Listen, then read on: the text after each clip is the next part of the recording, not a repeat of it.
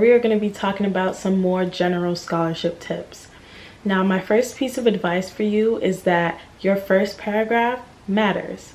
And now we're not talking about first paragraphs like when you're writing your AP essays for the exams or when you're writing a paper for class, but this is more so in terms of the first couple of sentences that are situating your entire essay. You need to have a strong opener.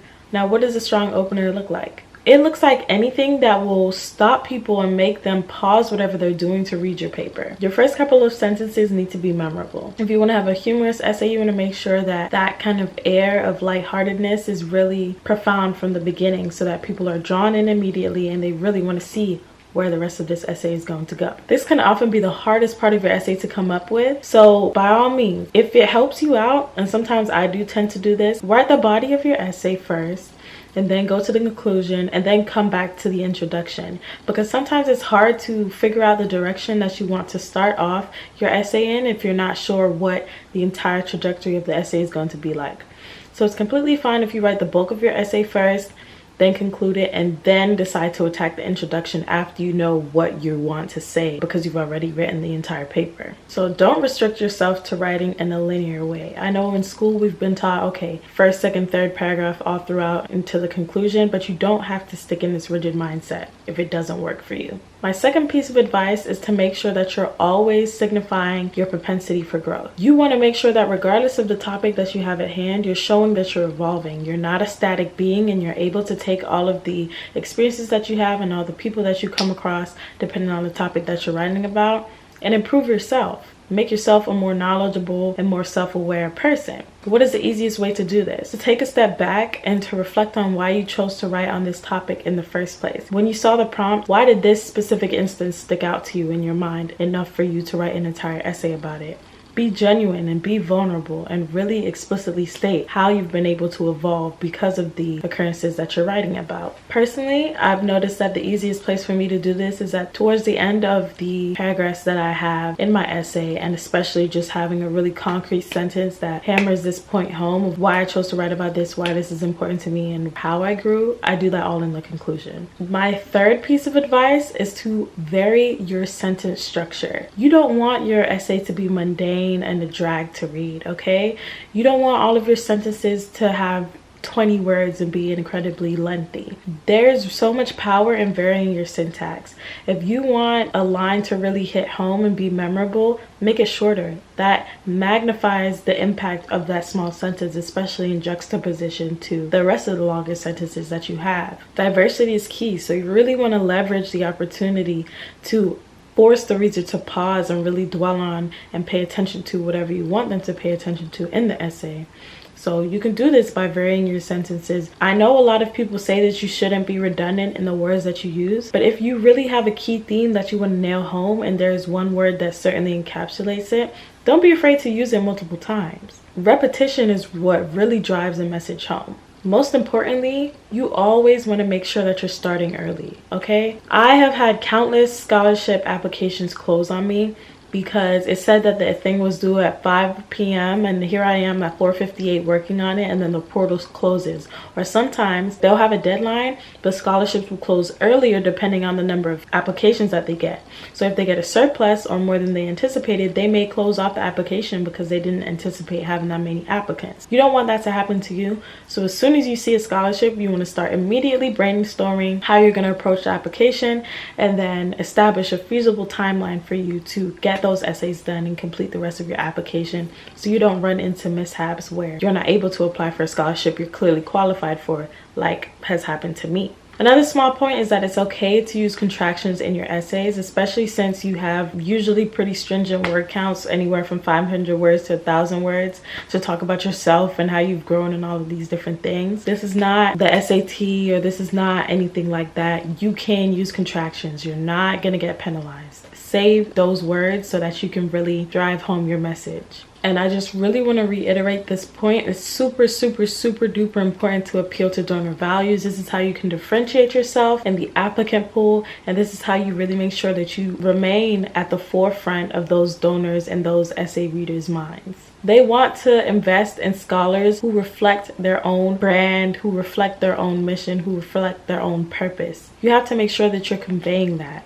Not only should you write about the experiences that you want to write about and how you've grown, but you also want to align this with the vision for that donor. You want to make sure that your story is in alignment with what they deem as important and what they think their message or their purpose in society is. Make it abundantly clear that the person that they should invest in is you. Another small note is to strive to use active voice over passive voice. This is another way that you can keep the reader's attention. It also just subconsciously makes your sentences sound stronger. And my final piece of advice is to show, not tell. The beautiful thing about essays is that they grant us a space to be descriptive and as imaginative as we want to. Show them. You don't just want to spoon feed them the information. Actually take them along this journey with you. This is where you can really leverage stylistic elements such as italics and colons and dashes to really emphasize and show the reader this is where you need to stop. This is a really important part of this story. You want to capitalize on the different ways and elements of storytelling outside of merely using your words. And a great way to do this is the way that you formulate your sentences, as we were talking about earlier, through syntax, your punctuation with semicolons, colons, dashes, italics, and then also the way that you choose to lay out your story. If you have any memorable quotes from what was said or what you were thinking in your mind, be sure to include that. Don't just think about telling your story from a bird's eye point of view. Allow the reader to get into your mind or to be and experience whatever it is that you're talking about with you. To close, I wanted to give you all a little gem and share the essay or one of the supplemental essays that not only got me into Stanford, but also won me a $2,500 scholarship. The structure of this supplemental essay was not overtly formal at all. And I believe that it not only gave me admission into Stanford, but also ultimately won me scholarship money because I was able to exude my own personality and show how I'm able to think outside of the box because of the way that I framed my essay as if I was on Disney Channel. I expertly exercised a balance between humor and candor through the way that I communicated what I had to say about myself. I feel like this really allowed me to stick out in the minds of the readers because I can assure you that they did not read another essay like this in their application pool. My informal tone was laced with authenticity but also self-awareness, and I feel like this ultimately made them realize that I am one of the candidates who not only aligns with their donor values, but is somebody who is creative and deserving of admission as well as this monetary gift. So let's go through my supplemental essay really quickly. Okay, so it starts out by saying, hey, my name's Gabby and you're watching Disney Channel. I know everybody here has watched Disney Channel at some point in time where they do the little do-do-do-do-do-do. Wait. Oh, I can't draw it.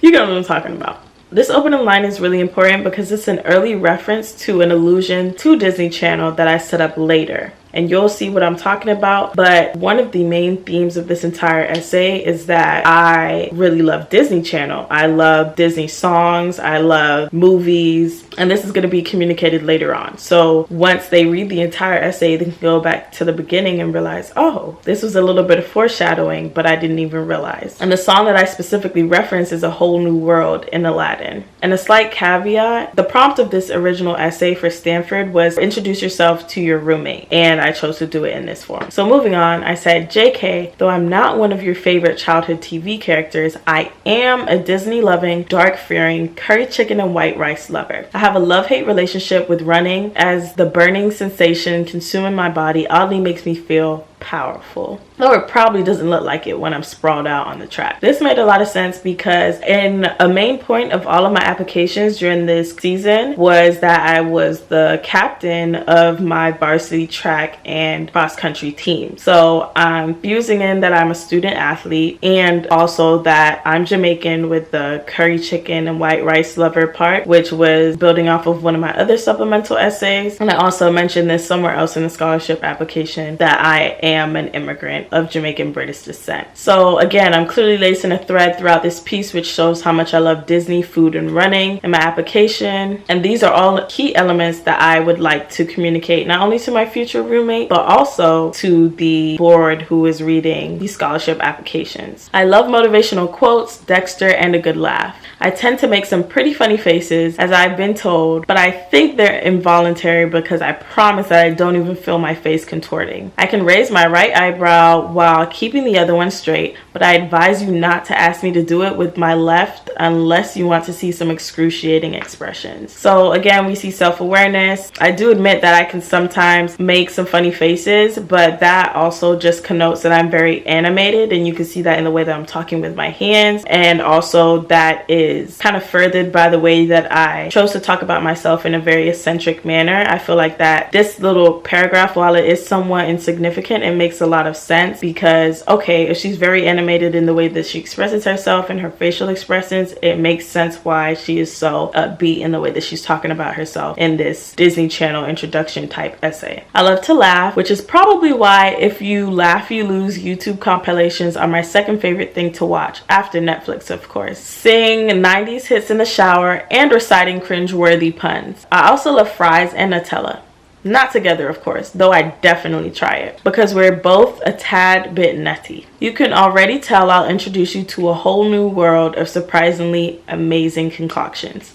Again, we're talking about how much I love food, and I incorporated the name of that Disney Channel song from Aladdin, A Whole New World, to describe my love for food and the weird combinations I do. A few warnings before we move in together. I do tend to get untidy around exam time, but I promise it'll be cleaned in 2 to 3 business days. Here we see some self-awareness. We'll play Twister a lot, but I'm warning you, the only thing I ever lose is my Carmex. P.S. Keep your eyes peeled for those stinky bombs. Okay, so on that same line of self-awareness, we see transparency because I say I'm not the cleanest person all the time. I also knew that they would ask me if I'm a messy or clean person in a potential roommate survey, so I already put that information out there for my college application to Stanford before they even got the chance to ask me that. And this cute joke just shows how I could also have some lighthearted banter with my roommate, which is really important because you want to show that you have a personality, especially for a spunky place like Stanford. And that's just, again, reified by the way that I chose to communicate this through the essay. Apologies in advance for questioning you for the 1000th time about which color to dye my wigs and to hand me a band-aid when I prick myself while sewing down the hair. I mentioned this because doing hair is one of my passions, and I had a small wig making business during high school, which was also part of my college application, and it just shows my entrepreneurship, how I'm tactful and very hands-on, which also helped me in the scholarship application. Fear not, I'll be sure to break the ice with endless Vine references when we actually meet. Here's to a great 4 years. Your roomie, Gabby. So all in all, we've learned that there is no really clear-cut way to write a scholarship essay. You can go outside the box and do something really informal like this. And then I do also have some more heartfelt, sentimental scholarship essays that have won me tens of thousands of dollars, which took more of a formalized approach. So you really just have to get a sense for your organization that you're applying to, know their values, know how they present themselves, and then kind of tweak and tailor your essay accordingly so that you can differentiate yourself. So keep all of the pieces of advice that we talked about throughout this entire series in mind, because I want you to succeed, and I know that you can once you become more mindful of the way that you're articulating yourself in your essays. You really want to make sure you do this by varying your sentence structure, by always showing your ability to grow, honing in on the fact that you're self-aware, and just having fun. Really make sure that from the get-go you're setting your essay up to really succeed by grabbing the reader from the beginning, but don't stress about it too much. Just write the body of your essay, conclude it, and then you can go back and think about, how do I want to start this essay off with a bang?